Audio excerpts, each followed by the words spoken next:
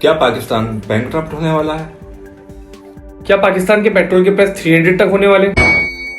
पाकिस्तान के academic year में book print नहीं हो रही क्योंकि पाकिस्तान में पेपर खत्म हो गया है। सिचुएशन इतनी खराब है कि IMF ने पाकिस्तान के सरकारी एम्प्लॉय की सैलरी देने से भी मना किया है। सिर्फ 1 लीटर पेट्रोल पाकिस्तान में 250 रुपए का हो गया है। So is this the end of Pakistan economy? समझते हैं कि पाकिस्तान की इकोनॉमी का इतना बुरा हाल हुआ कैसे और दुनिया को इससे क्या सीखने को मिलता है। आगे की वीडियो काफी इंटरेस्टिंग होने वाली है। आपका टाइम हमारे लिए काफी प्रीशियस है, इसलिए हम इस वीडियो में ये सारे चैप्टर डिस्कस करेंगे। सो हमारे साथ एंड तक जुड़े रहिए। शायद आपको यकीन ना आए, लेकिन 1947 के बाद से पाकिस्तान भारत से काफी तेज ग्रो कर रहा था, और ना कि सिर्फ इंडिया बल्कि पूरे एशिया के एवरेज से 2% फास्ट ग्रो कर रहा था। साउथ एशिया की फास्टेस्ट ग्रोइंग इकोनॉमी था पाकिस्तान। तो प्रॉब्लम कहाँ हुआ? प्रॉब्लम हुआ एक अच्छे प्लान के साथ। That went wrong. 1958 में पाकिस्तान में कई पॉलिटिकल चेंजेस हुए। उनके कॉन्स्टिट्यूशन में कई फंडामेंटल बदलाव आए और इस बदलाव के लिए ये रिस्पॉन्सिबल थे जनरल अयूब खान। एक्चुअली ये तो पाकिस्तान के पॉलिटिक्स में थे ही नहीं, ये तो पाकिस्तान के पहले नेटिव एंड कमांडर थे। लेकिन जब आर्मी और पॉलिटिशियन में कॉन्फ्लिक्ट शुरू हुआ तो इन्होंने पाकिस्तान में तख्ता पलट दिया और खुद प्रेसिडेंट बन गए। वक्त बदल दिया, जज्बात बदल दिए, जिंदगी बदल दी। इस टाइम पीरियड में पाकिस्तान की सबसे ज्यादा ग्रोथ हुई। मैन्युफैक्चरिंग 8% पर ईयर से ज्यादा स्पीड में बढ़ी। बड़े बड़े डैम बने, नेशनल हाईवेज बने। The road to hell is paved with good intention. इस ग्रोथ के लिए पैसा आया कहां से? पाकिस्तान के लीडर ने एक ऐसा पोर्टल ऑन किया जो आने वाले वक्तों में पाकिस्तान की इकोनॉमी को डैमेज करने वाला था। वो पोर्टल है डेब्ट। आज तक पाकिस्तान ने 22 बार IMF से पैसे बोरो किए हैं, और सिर्फ IMF से नहीं, एशियन डेवलपमेंट बैंक और वर्ल्ड बैंक से भी लिए हैं। Dormammu, I've come to bargain. सी डेब्ट बाय इटसेल्फ बुरा नहीं होता। ऑलमोस्ट हर कंट्री किसी न किसी कंट्री या भी ऑर्गेनाइजेशन से डेब्ट लेती है, लेकिन इसका इस्तेमाल कैसा होता है, इसका सक्सेस और फेलियर उस चीज पे डिपेंड करता है। डेब्ट का आया हुआ पैसा अगर उस मुल्क की डेवलपमेंट पे लगाया जाए तो उस मुल्क को आगे लेके जाया जा सकता है। लेकिन एजुकेशन, स्किल डेवलपमेंट और इंफ्रास्ट्रक्चर पे पाकिस्तान का फोकस था ही नहीं, लेकिन फोकस था मिलिट्री पर, क्योंकि उस टाइम पाकिस्तान के दुश्मन ज्यादा थे।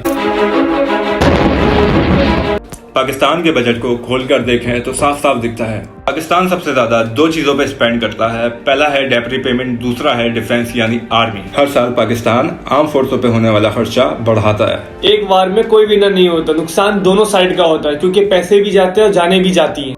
ये जानते हुए भी पाकिस्तान की प्रायोरिटीज नहीं बदली। डेवलपमेंट ना होने की वजह से पाकिस्तान में इनकम के सोर्सेज बढ़े ही नहीं।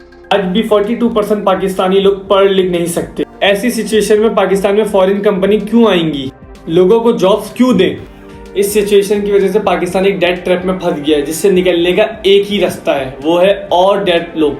सोचिए, आप एक गाड़ी लेते हैं और गाड़ी चलाने के लिए क्या पेट्रोल नहीं है, तो आप एक पेट्रोल पंप पे जाके उधार लेते हैं, लेकिन आप ठीक से प्लान नहीं करते तो आधे रास्ते में पेट्रोल खत्म हो जाता है। तो आप किसी और पेट्रोल पंप पे जाते हो और वहां से उधार लेते हो, पहले पैसे चुकाए बगैर। पाकिस्तान की हालत कुछ ऐसी ही है, लेकिन सिचुएशन इससे ज्यादा तब खराब हुई जब पाकिस्तान अपनी गाड़ी चालू करने के लिए सबसे चालाक पेट्रोल पंप गया, यानी चाइना। जब पूरी दुनिया किसी को लोन देना बंद करती है तब चाइना दी सेवर आगे आता है, लेकिन कुछ बड़े कंडीशंस के साथ। चाइना का डेब्ट ट्रैप कैसे काम करता है ये तो आपको पता ही होगा। यहाँ वर्ल्ड बैंक 3 से 3.5% इंटरेस्ट चार्ज करता है, वहाँ चाइना अप टू 6% चार्ज करता है। जो काम होता है वो वहाँ चाइनीज कंपनीज को ही मिलता है, प्लस वहाँ चाइनीज वर्कर को ही एम्प्लॉयमेंट दी जाती है। पाकिस्तान में जो प्रोजेक्ट चाइनीज डेवलप कर रहे हैं वहाँ आधे से ज्यादा वर्कर चाइनीज हैं। In Gilgit Baltistan China has cornered some areas that even local can enter. फिर थोड़े समय बाद प्रोजेक्ट अगर सक्सीड हुआ तो उसमें तो चाइना का प्रॉफिट होता ही है, लेकिन अगर प्रोजेक्ट फेल भी होता है तो उसमें भी चाइना का फायदा होता है, क्योंकि चाइना की कंपनी ने उससे प्रॉफिट ऑलरेडी कमाया होता है, और चाइना ने लोन पे जो इंटरेस्ट कमाया है वो अलग। दुनिया में एटलीस्ट ऐसे 40 मुल्क हैं जिन्होंने अपनी GDP के 10% से ज्यादा का लोन चाइना से लिया हुआ है, और ये है ऑफिशियल नंबर। एक्चुअल नंबर किसी को पता ही नहीं है। एज पाकिस्तानी ये हमारे लिए सोचने की बात है। अगर हम चाइना का लोन पे ना कर पाए तो हमारा क्या होगा?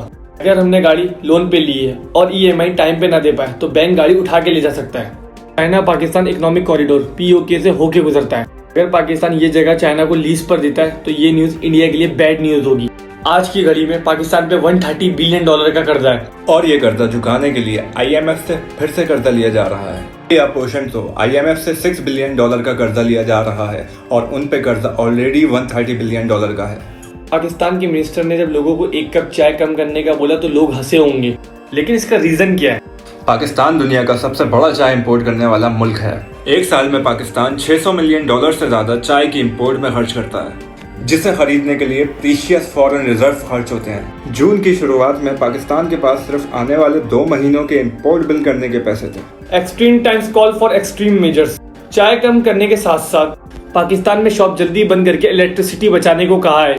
फ्राइडे के दिन वर्क फ्रॉम होम करने को कहा है ताकि पेट्रोल बचे। साथ ही साथ कुछ शहरों में अल्टरनेट डेज पर स्ट्रीट लाइट बंद करने को कहा है। बातें छोटी लगती जरूर हैं, लेकिन ऐसी सीरियसनेस लोगों तक पहुंचाने के लिए ऐसी स्टेटमेंट करनी पड़ती हैं। तो पाकिस्तान को इन हालात से क्या सबक लेना चाहिए? हमें क्वालिटी एजुकेशन पे फोकस करना ही होगा। पाकिस्तान 2.5% एजुकेशन पे खर्चा करता है और इंडिया 3.5%।